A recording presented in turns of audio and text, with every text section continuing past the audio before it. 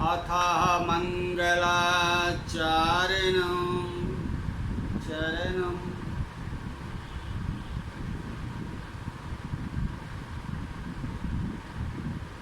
देवी प्रपन्नादि हरि प्रसीद प्रसीद मातर्जप्तो अखिलस्यः प्रसीद विश्वेश्वरी पाहि त्वमीश्वरी देवी चराचरस्यः। प्रवक्ता आधार पुरुषस्य नामः डॉक्टर कृष्ण नारायण झा, सहायक प्रोफेसर, जूठालाल संस्कृत महाविद्यालय मझौलिया, पश्चिमी चंपारण।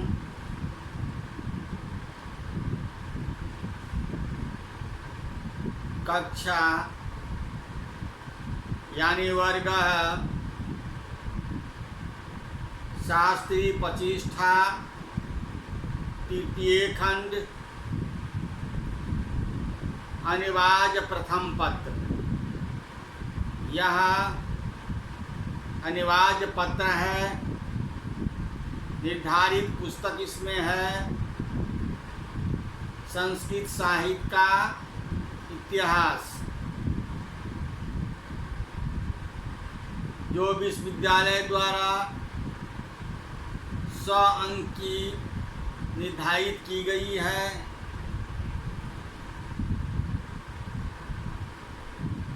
यह अनिवार्य विषय है। अनिवार्य तो अनिवार्य ही होता है। इस विषय में यदि असफलता प्राप्त करेंगे तो इसमें प्रतिष्ठा नहीं मिलेगा। पुनः फिर परीक्षा आपको इस विषय में देना होगा।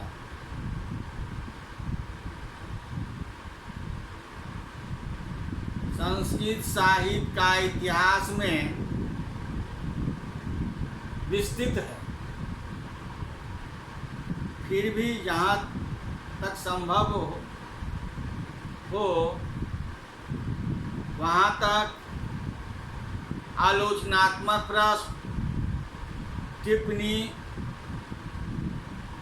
व्याख्या एवं शुद्ध उत्तरीय प्रश्न देना अनिवार्य होता है। आज का विषय है, शीर्षक है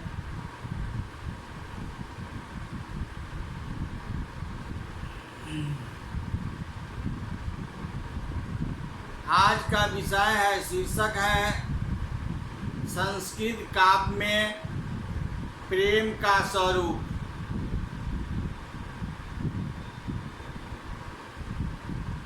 आज के विषय हैं संस्कृत काव्य में प्रेम का क्या स्वरूप है। इसके बारे में जानकारी प्राप्त करेंगे।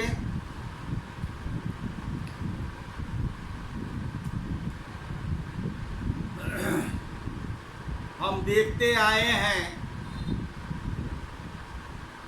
संस्कृत साहित्य में, काव्य में अधिकांशतः प्रेम का रस गंगा बह रही है। जैसे कालिदासों की उक्ति ही, बाण की उक्ति ही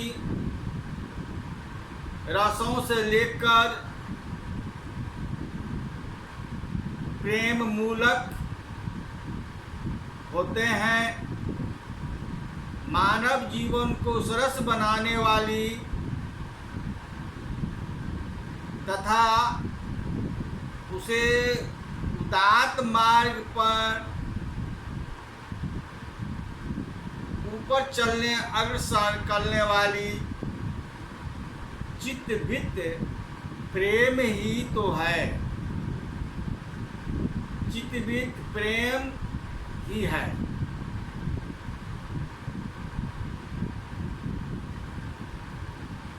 संस्कृत के महाकाव्यों ने अपने काव्यों एवं नाटकों के द्वारा रागात्मिका भावना को उद्बुद्ध करने वाले आख्यानों को चुना है। इनमें अनेक मनोवैज्ञानिक विश्लेषण में प्रतिमा का अर्थात मूर्ति का साक्षात्कार हमें मिलता है। विभिन्न कवियों ने अपने लघु वृत्त की उपवृत्त करने के लिए काम की उद्दीपन सामग्री का प्रचुर उपयोग अपने काव्यों में किया है।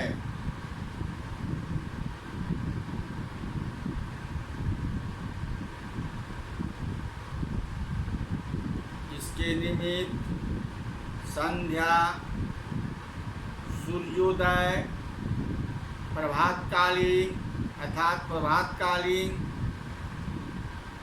अंधकार, चंद्र उदय आदि उद्दीपक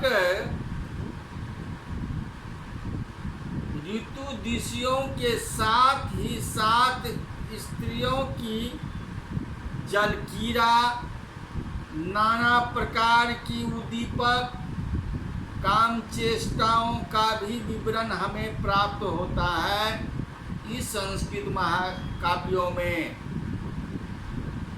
संस्कृत काव्यों में प्रेम स्वरूप हमको मिलता है।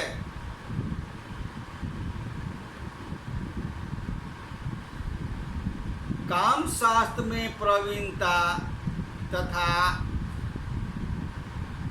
विज्ञता का दर्शन ही कविजनों का मुख्य उद्देश्य माना गया है।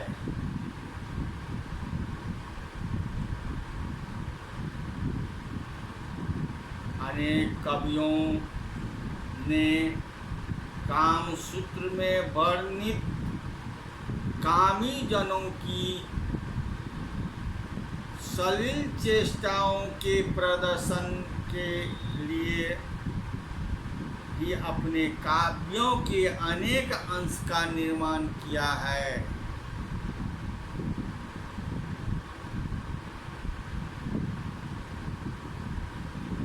अज्ञान ही इन वर्णों के ऊपर अश्लीलता के दोषारोपण करने का मुख्य कारण है।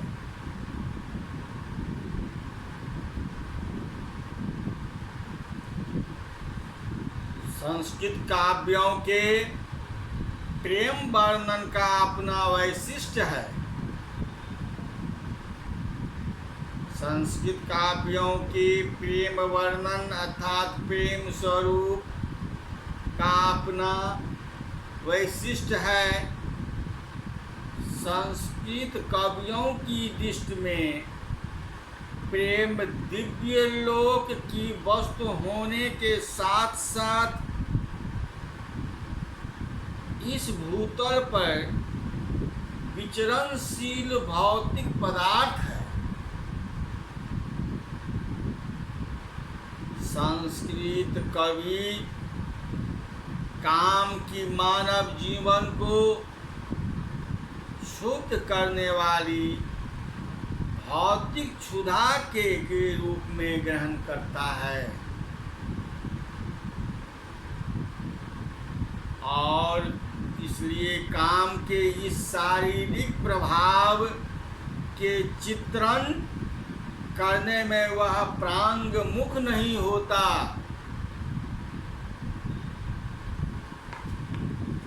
देखिए,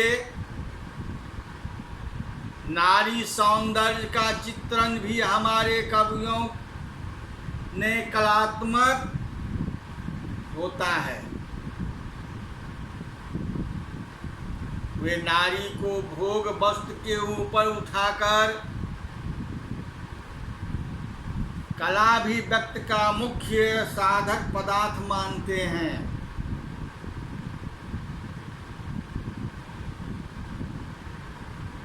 लक्ष्य तथा लक्ष्य ग्रंथों में उद्भव ही यही कलात्मक भावना सर्वत्र समाहित तथा समादिष्ट तथा संस्कृत की गई है। इस साहित्य का वैशिष्ट्य तथा तत्कालीन लोक रुचि का विश्लेषण बिना किए ऐसे वचनों को आधुनिक नियमों में समीक्षा करना तथा उन्हें अश्लील बताना ऐतिहासिक मूल है।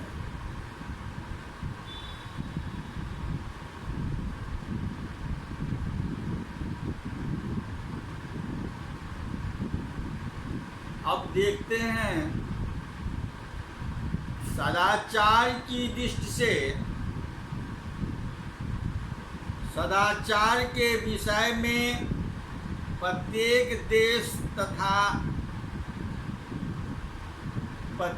देश में तथा काल का एक निजी मापदंड होता है और उसी के सहारे उस देश तथा उस युग की साहित्यिक कृतियों का मूल्यांकन किया जाता है।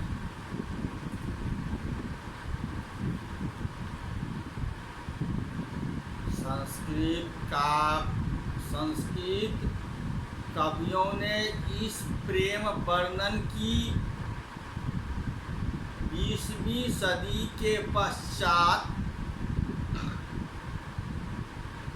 मापदंड से मापना उसी प्रकार अनुचित होगा इस प्रकार भारतीय दृष्टि से शेक्सपियर के नाटकों में वर्णित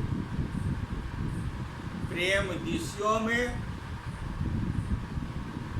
कामुकता तथा अश्लीलता की उद्भावना है।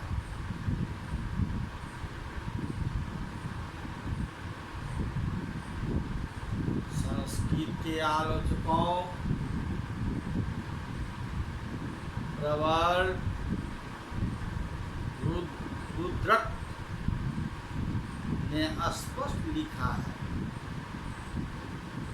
कि किसी कवि को पर द्वारा की न तो स्वयं अभिलाषा करनी चाहिए और न उसका उपदेश ही दूसरों के लिए करना चाहिए, परंतु उसके चरित्र का चित्रण तथा रूप का वर्णन कर्तव्य दृष्टि से ही करना चाहिए। अतः संस्कृत की कवि नारी के रूप का वर्णन तथा प्रेम का चित्रण इसी उदात्त भावना से प्रेरित होकर ही करना है। संस्कृत के कवि नारी के रूप का वर्णन तथा प्रेम का चित्रण इसी उदात्त भावनाओं में प्रेरित होकर ही करना है। ऐसी दशा में उनके ऊपर अश्लीलता का आरोप एकदम मिथ्या है। निष्कर्ष यह निकलता है कि संस्कृत काव्यों में प्रेम के स्वरूप का बोध दो प्रकार से होता है।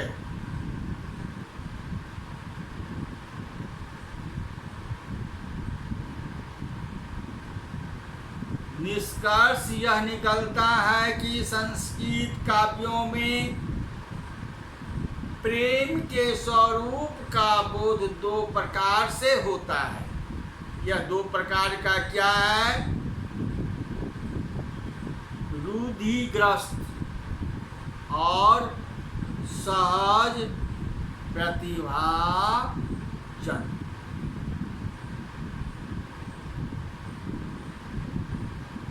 अब ये दोनों को अलग अलग मैं वर्णन करने जा रहा हूँ। रूढ़िग्रस्त प्रेम का चित्रण महाकवि भारवी तथा माघ के महाकाव्यों में उपलब्ध होता है।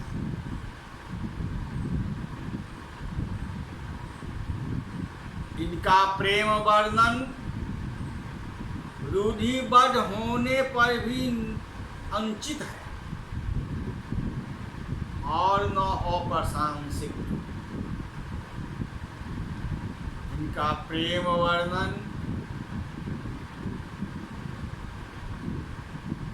इसके स्वरूप के औचित्य का निर्णय तत्कालीन सामाजिक रुचि, वातावरण, शिक्षा दीक्षा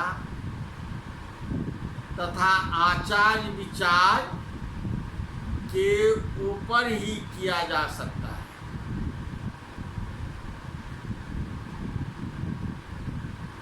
इनका विचार सामाजिक रुचि, वातावरण, शिक्षा दीक्षा तथा आचार विचार के ऊपर ही किया जा सकता है। संस्कृत काव्यों की सृष्टि राज दरबारों में हुई, जहाँ शिष्टता, सभ्यता और उच्च शिक्षा का प्रधान था।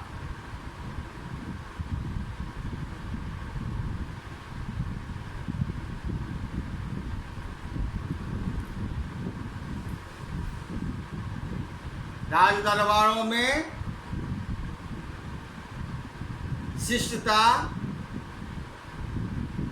सभ्यता और उच्च शिक्षा का प्राधान्य था। नागरिक रुचि की सूल संस्कृत थी। काम शास्त्रीय अनेक तथ्यों में काव्यों में समावेश पाने का यही रहस्य है।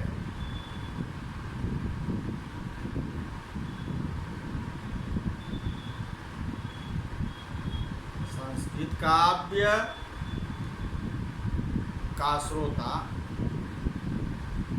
सुनकर सुसंस्कृत कला प्रवीण नागरिक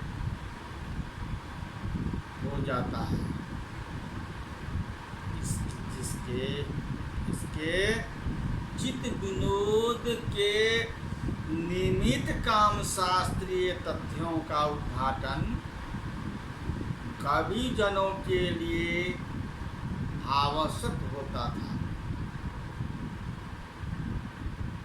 यह सब होने पर भी काव्य में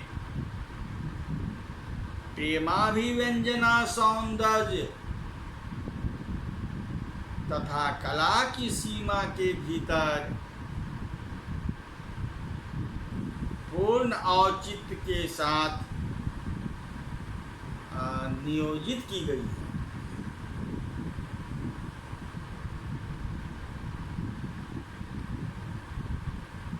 भारतीय समाज की सदाचार संपन्नता ने प्रेम वर्णन में अश्लीलता के लिए कभी अवसर तथा प्रश्रय नहीं देता।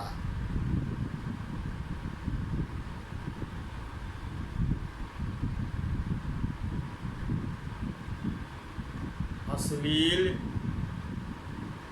तथा कामुक प्रेम का वर्णन संस्कृत कवियों के काव्यों में खोजने पर भी न मिलेगा। कवि की यह महान विडंबना है, महान उदारता है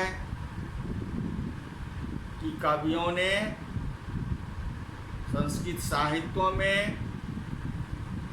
अश्लील तथा कामुक प्रेम का वर्णन संस्कृत कवियों के काव्यों में खोजने पर भी नहीं मिलेगा। इसलिए तो उस समय का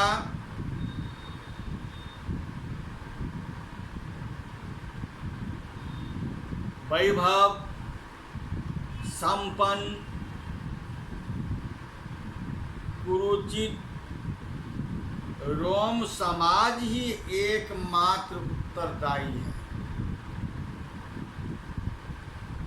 सहज प्रतिभावजन प्रेम का दर्शन हमें वाल्मीकि रामायण,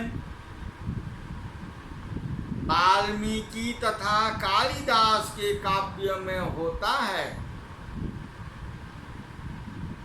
जिसमें साधना के सहारे दोषपूर्ण काम की पूर्ण विशुद्ध और परिष्कृत प्रेम के रूप में वर्णित हो जाता है।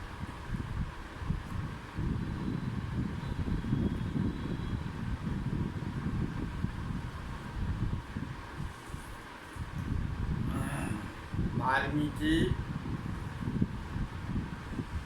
आज धर्म के रहस्य का उद्घाटन करते हैं।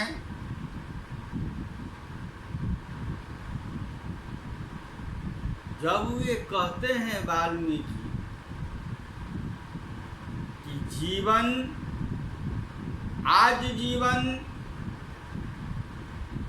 धर्म ग्रंथ के से बंधा हुआ है, आज जीवन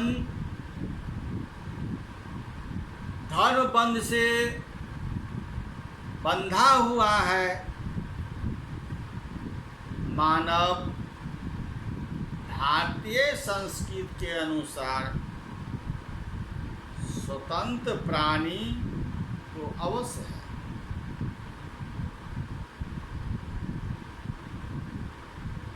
परंतु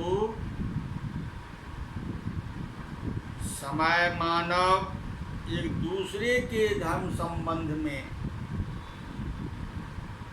निर्दिष्ट नैतिक मार्ग से एक पग भी नहीं मिलता। भरत अपने युद्ध भावों को सफाई देते हुए कहते हैं कि धर्म बंधन के कारण ही मैं वध करने योग्य भी पापाचारिणी माता को मार नहीं डालता। धर्म बंधन के कारण माता को मार नहीं डालता। वाल्मीकि समग्र राष्ट्र में हित चिंतक कवि है। राष्ट्र का केंद्र है राजा। भारतीय राजा पाश्चात्य राजाओं के समान प्रजाओं की इच्छाओं का दलन करने वाले स्वेच्छाधारी नरपति नहीं होता। तो यह प्रजाओं का रंजक, प्रकृति रंजक तथा हित चिंतक तथा राष्ट्र का नायक होता है।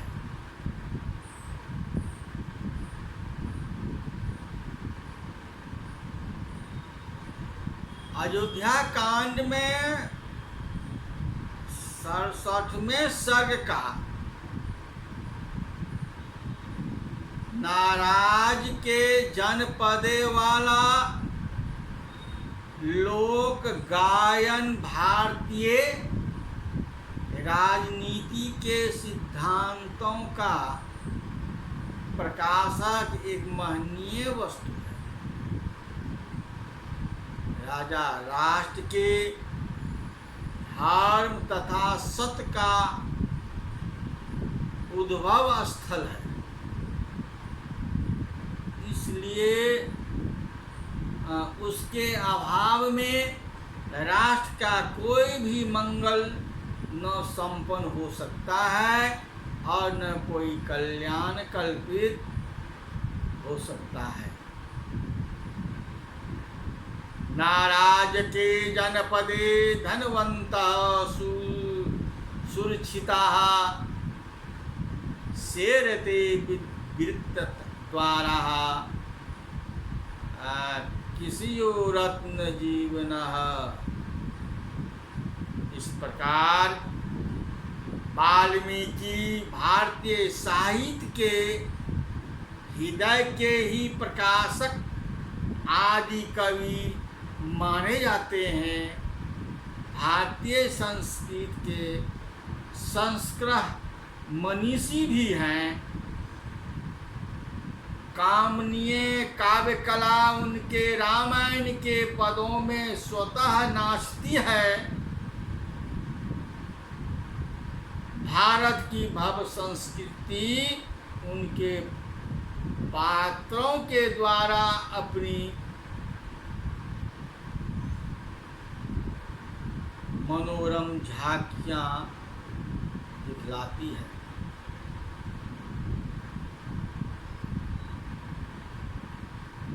कोकिल रूप वाल्मीकि का कुंजन किसे आनंद विभोर नहीं करता है। इस तरह संस्कृत काव्यों में प्रेम की धाराएं बढ़ रही है। यही प्रेम का स्वरूप है। इति संपूर्णम।